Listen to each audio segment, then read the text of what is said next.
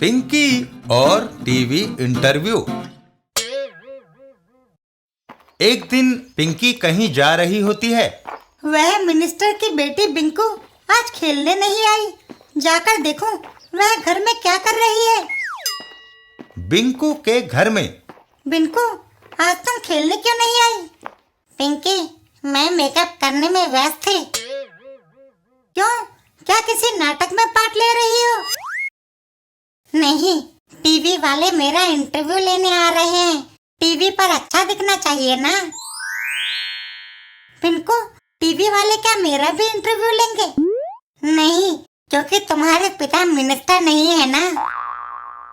मेरे पिता मिनिस्टर हैं।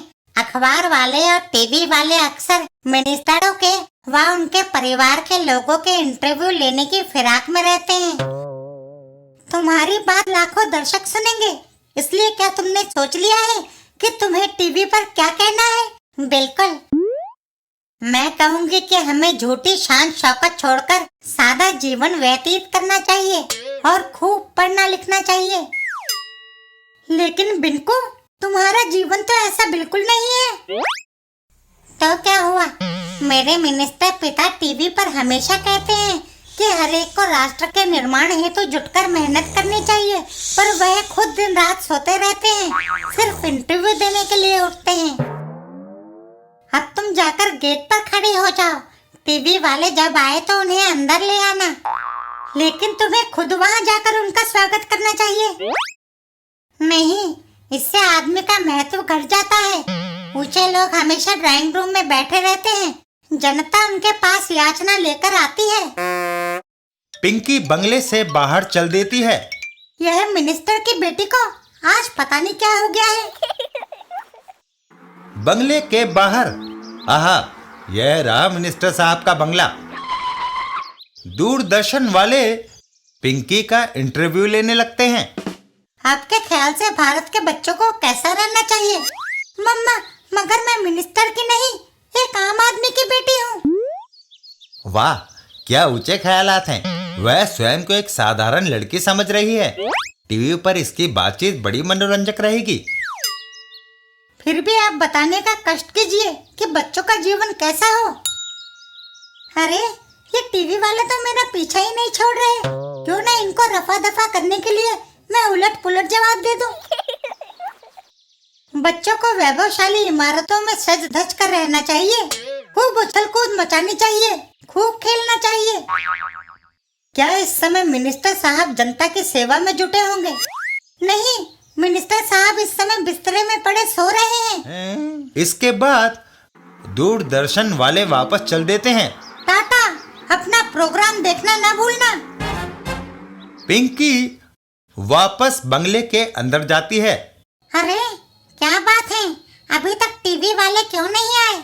बिंकू, वे आए थे। उन्होंने मुझे मिनिस्टर की बेटी समझ लिया और मेरा इंटरव्यू लेकर चले गए। क्या उन्होंने मेरे पिता के बारे में कुछ सवाल किए थे? उन्होंने पूछा, क्या मिनिस्टर साहब जनता की सेवा कर रहे हैं? मैंने जवाब दिया, नहीं, वह सो रहे हैं। सत्यानाश! पापा, उठो, पिंकी ने टीवी वालों को कह दिया है कि मिनिस्टर साहब दिन में भी सोते रहते हैं। यह सुनकर मिनिस्टर साहब जाग जाते हैं। क्या वह इंटरव्यू टीवी पर नहीं आना चाहिए? मुख्यमंत्री ने वह प्रोग्राम देख लिया तो मुझे आलसी निकम्मा समझेगा, वह मंत्रिमंडल से निकाल देगा। ड्राइवर, सीधा दूरदर्शन केंद्र चलो। और गाड़ी चल देती है। सर, क्या फिल्मी गाने सुनेंगे? कार का स्टीरियो चालू कर दूं? कमबख्त, तुझे गानों की पड़ी है? यहाँ मेरी कुर्सी खतरे में लग रही है।